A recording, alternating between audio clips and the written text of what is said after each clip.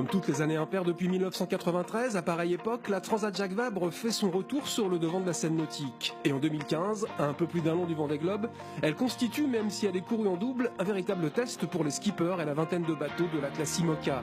À commencer par son parcours entre Le Havre et Itajaí au Brésil, copie quasi conforme des premières semaines du Tour du monde en solitaire. Le parcours, il est tellement similaire à la première partie du Vendée Globe qu'on va y essayer des voiles, on va appréhender des trajectoires, on va appréhender la manière d'utiliser le bateau, et ça c'est hyper important. Les 5500 premiers milles de cette course sont les 5500 premiers milles du Vendée Globe.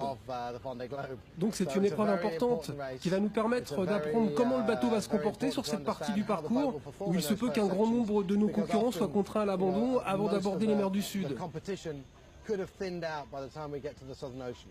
Cela va vraiment nous permettre de valider les réglages à effectuer en vue du Vendée Globe. Du coup, on peut de façon tout à fait légitime se demander dans quel état d'esprit les concurrents du prochain Vendée Globe vont prendre le départ de cette transat. Mode préparation ou mode compétition, c'est selon.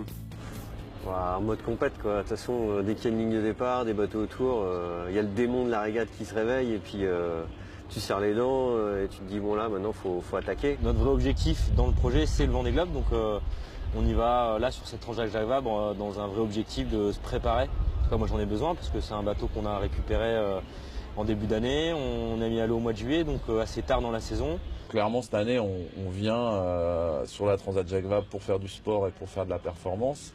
Maintenant la Transat Jacques Vabre va aussi nous permettre d'observer un petit peu la flotte IMOCA en vue de la préparation au Vendée Globe. Mais j'ai envie de dire que ça passe dans un second plan pour nous, c'est pas la priorité. La priorité c'est vraiment la perf. Une chose est sûre, c'est qu'au sein de la classe IMOCA, il y a au moins 5 bateaux qui seront particulièrement observés. Ceux de dernière génération, équipés de ces nouveaux appendices, les foils, dont Sébastien Josse nous explique ce qu'ils sont supposés apporter.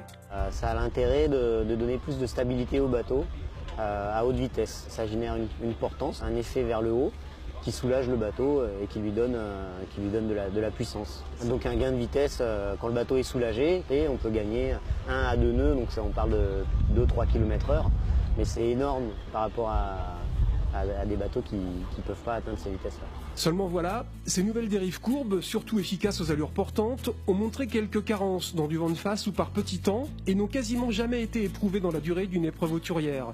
Alors qu'en pense celui dont l'expertise est, comment dire, indéniable? Pour moi, c'est la première fois qu'un bateau de la nouvelle génération, certes, va plus vite dans certaines conditions, mais va aussi sensiblement moins vite dans d'autres conditions. Alors qu'avant, quand on arrivait avec un bateau neuf, on était peut-être égal au bateau de la génération précédente et on n'avait que des plus. On avait des zéros, mais on avait des plus. Là, les bateaux de la nouvelle génération, ils ont des moins, ils ont des zéros et ils ont des plus. Les architectes s'attendaient à ce qu'ils soient plus performants plus souvent, qu'ils aient plus de cases avec des plus et moins de cases avec des moins. Maintenant, le meilleur test, c'est la vraie vie, c'est d'aller sur l'eau. La vraie vie, ce sera dès le 2e jour de course, lorsque la météo, comme l'indiquent les prévisions, va mettre la flotte des IMOCA à rude épreuve. En attendant, et à écouter Yann Eliès, skipper d'un monocoque de l'avant-dernière génération, on se dit qu'on y verra peut-être plus clair à l'arrivée, mais rien n'est moins sûr.